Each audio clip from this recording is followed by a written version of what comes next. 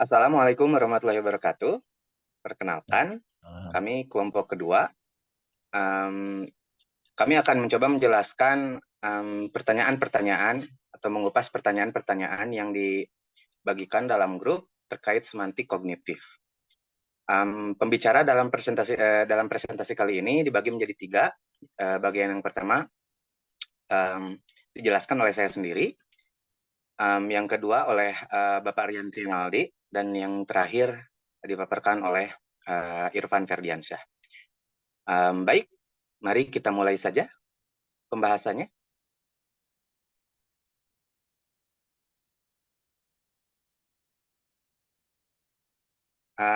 Pertama-tama, kita bahas definisi semantik kognitif itu sendiri.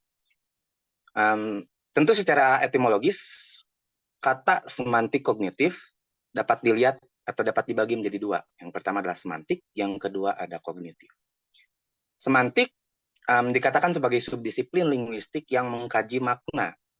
Nah, tentu saja tataran yang dikaji dalam semantik adalah tataran makna yang dikaji dalam linguistik, dalam konteks kata, frase, ataupun kalimat ya.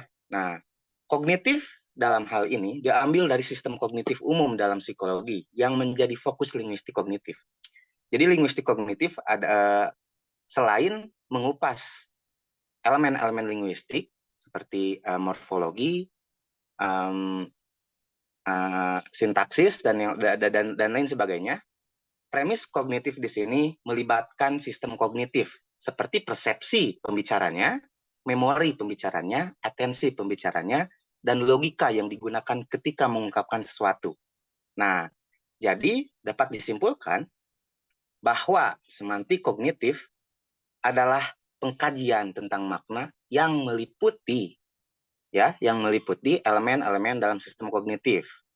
Nah, contoh sederhananya adalah penggunaan kolokasi kata-kata yang terkait dengan api dalam konteks-konteks tertentu, dalam ungkapan-ungkapan tertentu. Contohnya yang sederhananya adalah cinta yang membara. Nah, membara ini, penggunaan membara ini dapat dipandang dalam semantik kognitif adalah hal yang melibatkan sistem kognitif seperti keterkaitan dengan api yang membara, lalu juga proses kognitifnya gitu, bagaimana kata membara itu dapat digunakan dalam konteks cinta, meskipun membara itu secara literal dapat digunakannya dalam konteks api saja gitu. Itu contoh sederhananya. Selanjutnya,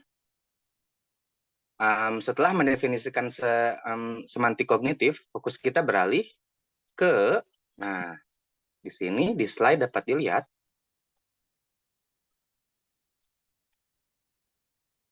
nah perbedaan semantik klasik dan kognitif. Jadi premis dalam semantik klasik itu tidak mengakomodasi elemen-elemen dalam premis kognitif yang telah saya jelaskan tadi. Nah, jadi sebagai contoh, ungkapan idiomatis adalah salah satu objek yang dikaji dalam semantik kognitif dan juga semantik klasik. Jadi semantik klasik memandang ungkapan idiomatis itu terbatas dalam konteks linguistiknya saja. Jadi itu disebut sebagai bagian dari leksem yang bersifat independen gitu. Sedangkan semantik kognitif juga mengakomodasi atau memandang ungkapan idiomatis sebagai hal yang konseptual dan sistematis. Dan mayoritas dari ungkapan idiomatis melibatkan mekanisme kognitif, seperti pengetahuan umum, seperti yang saya jelaskan tadi, cinta yang membara gitu. Membara itu diambil dari kolokasi yang ada hubungannya dengan api gitu, api yang membara. Nah, jadi sederhananya, semantik kognitif mengakomodasi elemen-elemen yang tidak diakomodasi atau tidak tercantum secara langsung dalam elemen-elemen linguistik atau istilahnya dalam kajian yang terbatas dalam semantik klasik gitu, dari leksem atau leksikal, itu mengakomodasi hal itu gitu. Oke, nah selanjutnya setelah perbedaan semantik klasik dan kognitif, fokus kita beralih ke peran semantik kognitif itu sendiri. Nah, lalu apa sih fungsi dari semantik kognitif? Nah, yang pertama, karena semantik kognitif mengakomodasi hal-hal seperti yang saya jelaskan tadi, istilahnya pemikiran atau latar belakang ungkapan-ungkapan tertentu. Jadi semantik kognitif ini signifikan dalam pembelajaran bahasa asing. Maksud saya adalah premis bahwa suatu ungkapan itu ada proses alur berpikirnya gitu. Oke, jadi istilahnya membantu dalam menjelaskan atau di bahasa Inggrisnya it helps make sense with the with something that is being studied, terutama dalam konteks ungkapan idiomatis. Jadi membantu istilahnya membantu mengakomodasi atau membantu memaknai sesuatu melalui proses berpikirnya. Lalu dijelaskan juga bahwa potensi dalam pengembangan kecerdasan buatan juga dapat menjadi fokus semantik kognitif, mengingat kecerdasan buatan adalah perkembangan teknologi yang saat ini sedang menggebu-gebu ya. Jadi ada beberapa elemen seperti proses berpikir dari A ke B dalam mengungkapkan sesuatu yang dapat diintegrasikan ke dalam kecerdasan buatan. Oke, selanjutnya fokus kita beralih ke objek kajian semantik kognitif itu sendiri. Nah, jadi apa yang dikaji dalam semantik kognitif? Yang pertama tentunya adalah ungkapan. Dalam tataran apa? Kata, frase, bentuk gramatikal, dan kalimat. Yang tentunya berhubungan dengan mekanisme kognitif, seperti yang saya jelaskan tadi. Dapat berbentuk metafora atau pengetahuan umum. Nah, jadi premisnya atau fokusnya di sini adalah mekanisme kognitifnya gitu. Dan tentunya ini dibatasi oleh hal-hal yang terkandung atau yang dinaungi oleh elemen aspek-aspek psikologis atau dalam aspek mekanisme kognitif itu sendiri yang akan dijelaskan lebih lanjut oleh Bapak Rian Rinaldi. Silahkan Bapak Rian, saya persilahkan. Oke, terima kasih banyak Saudara Alvin. Saya akan coba melanjutkan setelah penjelasan tentang objek kajian semantik kognitif.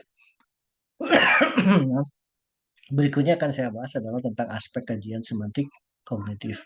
Salah satu yang paling jelas adalah bahwa aspek yang dipelajari yang menjadi kajian adalah aspek makna tentu saja.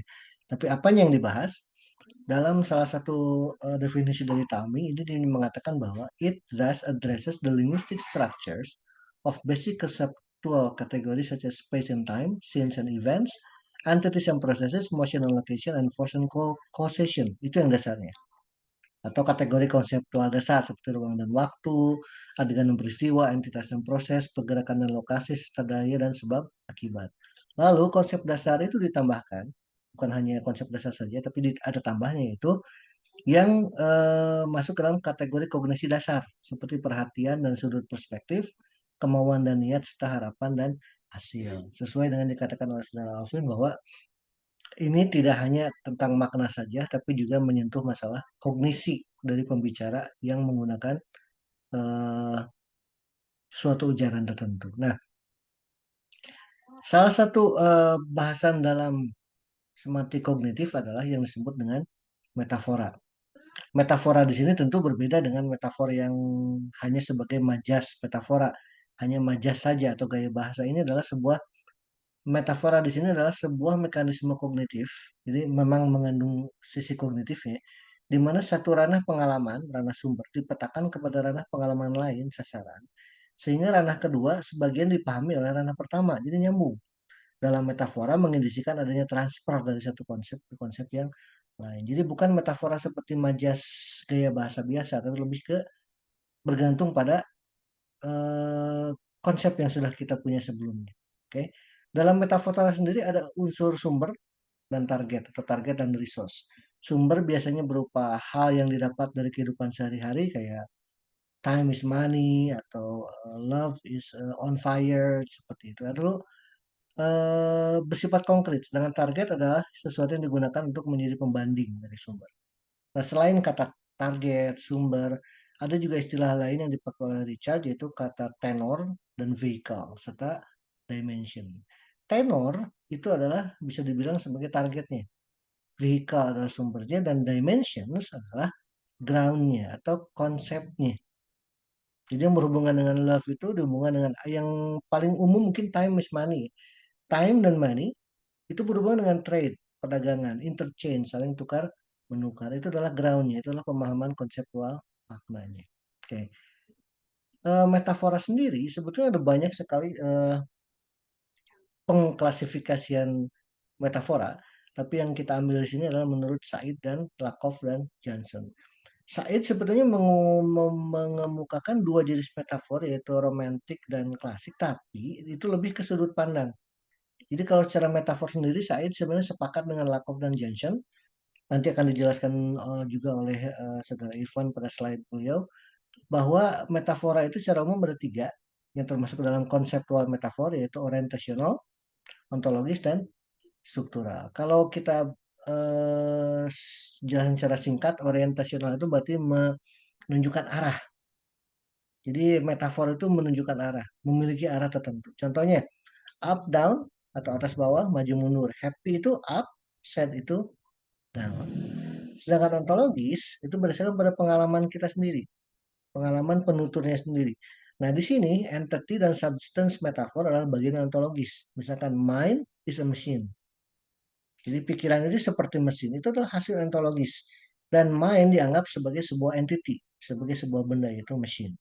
Dan juga ada contoh container metafor, di mana I have him inside, itu menunjukkan bahwa container. Side itu adalah sebuah container. Jadi saya melihat dia. Sebenarnya kalau terjemahkan, saya melihat dia. Tapi secara metafor menunjukkan bahwa dia inside, dalam sebuah container, yaitu side. Dan metafor yang terakhir adalah struktural. Struktural ini berdasarkan pada struktur budaya yang berlaku di tempat tersebut. Yang sangat umum memang time is money, semua orang setuju. Tapi ada juga yang labor is resource. Ini adalah bentuk dari hasil dari budaya tertentu yang menyatakan bahwa labor adalah bagian dari sebuah proses produksi. Itu adalah struktural metafor. Lalu pertanyaan berikutnya tentang makna konseptual. Makna konseptual dalam metafor itu apa? Makna konseptual dalam metafor yang kami dapat adalah makna yang menjadi jembatan penghubung antara target dan source, kata Said, atau tenor dan vehicle, kata Richard. Jadi yang seperti tadi dicontoh di tabel. Nah, dimensions ini menunjukkan sebuah makna konseptual. Jadi makna yang telah dimiliki secara konsep oleh suatu budaya tertentu. Ya. Bagaimana cara menentukannya?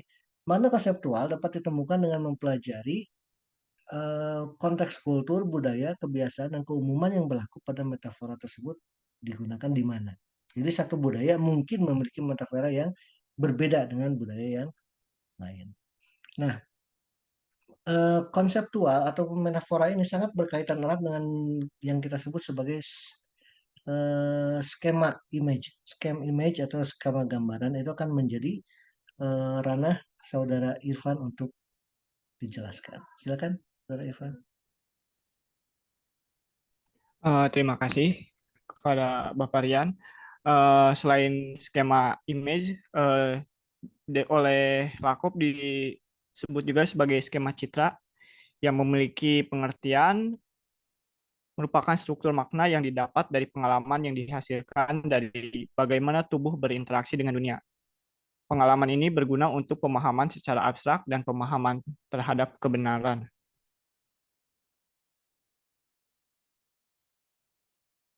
Ya, Pak. Berikutnya, Pak.